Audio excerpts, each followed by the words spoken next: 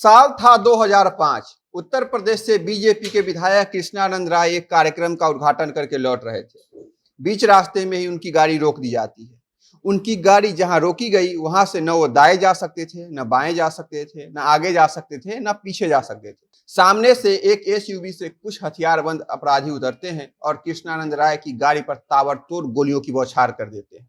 अगर आप सोच रहे होंगे कि कोई देसी कट्टा या छोटे मोटे हथियारों से गोली की बौछार हो रही थी, तो आपको बता दें कि उस एसयूवी से जितने भी अपराधी उतरे थे, सबके हाथ में AK-47 था।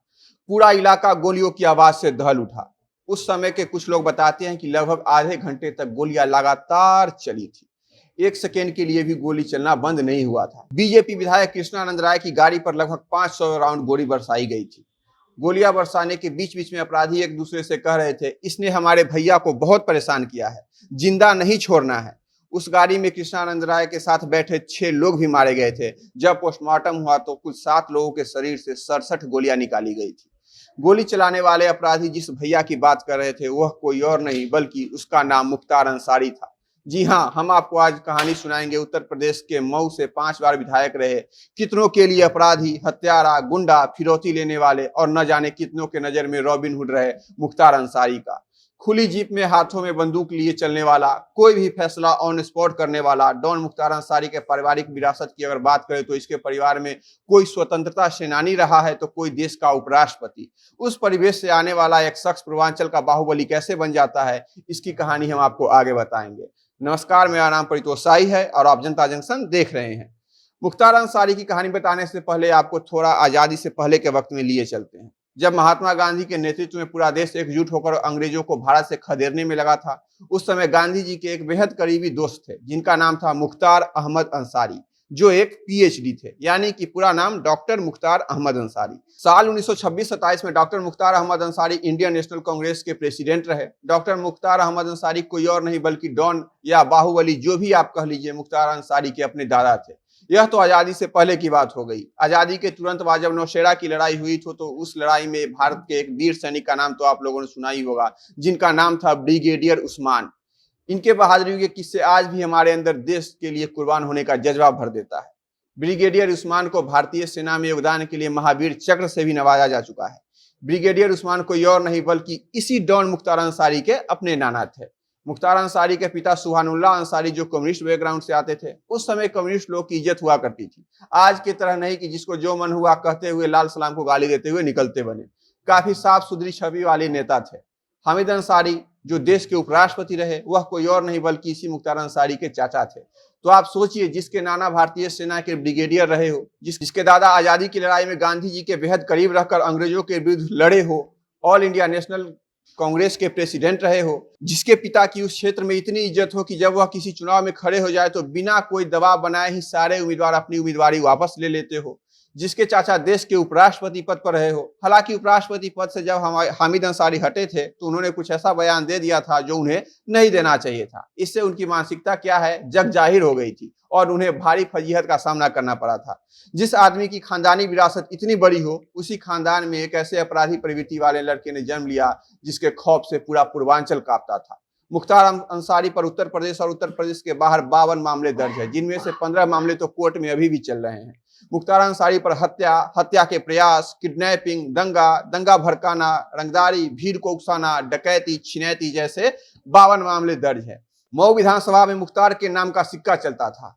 उसने वर्ष 1996, 2002, 2007, 2012 और 2017 में यहाँ से जीत दर्ज की। इसमें से 3 बार तो उसने जेल में रहकर ही चुनाव जीत लिया था। इसीलिए हमने आपको कहा था कि इस विधानसभा में उसके नाम का सिक्का चलता था। समाजवादी पार्टी, बहुजन समाज पार्टी, अपना दल जैसे कई दलों के चक्कर लगाने के बाद उसने अपनी पार्टी का गठन किया।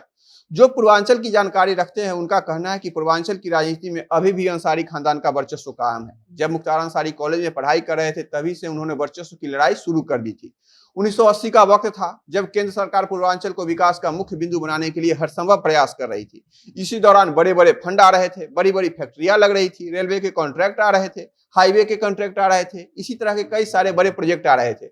जो भी इसमें बाजी मार लेता उसी के हाथ में पूर्वांचल की शक्ति केंद्र होता था। आसान शब्दों में कहे तो इसे ठेकेदारी कहते हैं। शराब के ठेके हो, सड़क निर्माण के ठेके हो या रेलवे के ठेके हो, इन सब में उसी ठेकेदार की चलती थी जिसके पास ताकत ज्यादा होती थी। इस समय यहाँ पर ठाकुर और भूमिहारों का वर्चस्व ज्यादा था। उसी खेमे से आते थे बीजेपी के विधायक कृष्णानंद राय, और एक नाम उस समय बेहद चर्चित था, ब्रिजेश सिंह। कहा जाता है इसी ब्रिजेश सिंह के कारण मुख्तार अंसारी से बाहुबली मुख्तार अंसारी बना था। ब्रिजेश सिंह कौन है, इसकी कहानी कभी और बताएंगे। एक और बात आपको बताएंगे कि कैसे एक बार खबर आती है कि ब्रिजेश सिंह की गैंगवार में मौत हो गई है, लेकिन फिर 8 साल बाद यह गैंगस्टर ओडिशा से गिरफ्तार किया जाता है। इसकी कहानी भी बहुत दिलचस्प है, जो हम आपसे जरूर साझा करेंगे। आज भी जब पूर्वांचल में गैंगवार होता है तो उसमें ब्रिजेश सिंह गुट और मुख्तार अंसारी गुट का ही नाम आता है। शुरुआत में इन दोनों में दुश्मनी ज्यादा नहीं थी, लेकिन कुछ दिनों के बाद जमीन के एक छोटे टुकड़े को लेकर दोनों में गोलीबारी हो गई, जिसके बाद हर दूसरे तीसरे महीने पर इन दोनों गुटों में गैंगवार चालू हो गया। दोनों तरफ से लोग मारे जाने लगे। बीजेपी विधायक कृष्णानंद राय की हत्या के पीछे जेल में बंद मुख्तार अंसारी और गाजीपुर से सांसद यानी मुख्तार अंसारी के भाई अफजाल अंसारी का सीधा हाथ था। कहा जाता है कि इन्हीं दोनों के इशारों पर मुख्तार अंसारी के शूटर मुन्ना बजरंगी ने प्लान बनाया था और बीजेपी विधायक की नृशंस हत्या कर दी थी। यह हत्या बस इसलिए की गई थी कि कृष्णानंद राय ने मुख्तार अंसारी के वर्चस्व वाले क्षेत्र में विधायकी का चुनाव जीत लिया था। इस जीत के कारण मुख्तार अंसारी का ईगो इतना हर्ट हो गया था कि उसने जेल में रहते हुए ही ऐसा प्लान बनाया कि कृष्णानंद राय अपनी विधायकी का कार्यकाल पूरा कर पाते उससे पहले ही उन्हें गोलियों से भून दिया गया था।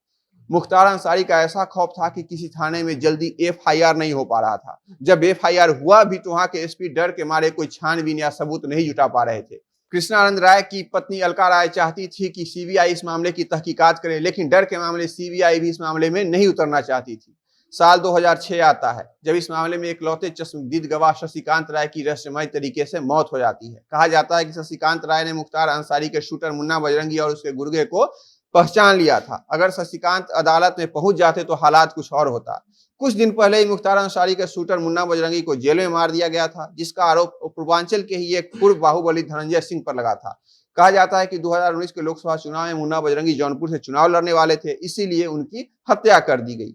हालांकि पिछले 5 साल में जिस तरह से योगी आदित्यनाथ ने मुख्तार और उसके गुर्गे की अवैध संपत्ति को जमींदोज किया है, उसके बाद से उसका खौफ धीरे धीरे कम होना शुरू हो गया है।